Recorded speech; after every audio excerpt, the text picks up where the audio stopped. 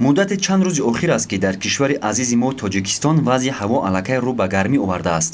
тибқи иттилои агентии обу ҳавосанҷии тоҷикистон, пайдарпай ҳаракат кардани мавҷҳои гарме ки аз ҷанубу ғарб ба ҳудуди ҷумҳурӣ дохил гашта истодааст, боиси тағйир ёфтани вазъи ҳаво дар қисми зиёди минтақаҳои ҷумҳурӣ, аз ҷумла дар рӯзҳои 9, 10 ва 11 ҳавои абрнок ва камбориш дар назар аст.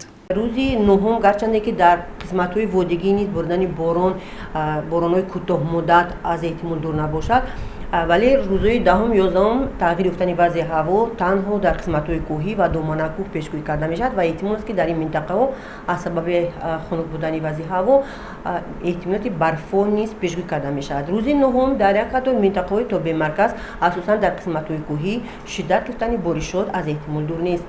инчунин аз рӯи гуфтаҳои пешакӣ аз 12 то 14 феврали соли ҷорӣ асосан ҳавои тағйирёбандаи бебориш аст ва дар натиҷаи ҳаракат кардани мавҷҳои гарм дар тӯли ҳафта боиси ҳавои гарм дар ҷумҳурӣ мегардад.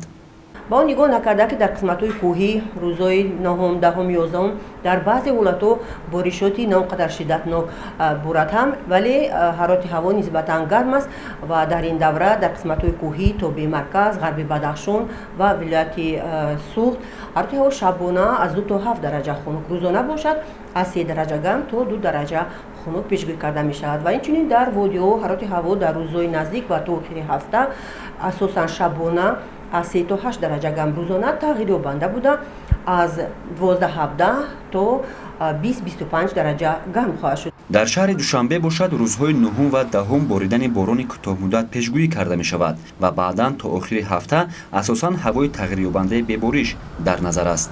дар ин муддат ҳарорати ҳаво шабона аз 5-7 то 9-10 дараҷа гарм ва рӯзона бошад ҳарорати ҳаво тағйир ёфта аз 15 то 20 дараҷа ҳаво гарм мешавад. иброҳими неъмат, беҳзоди шодӣ, шаҳри Душанбе, Хабар.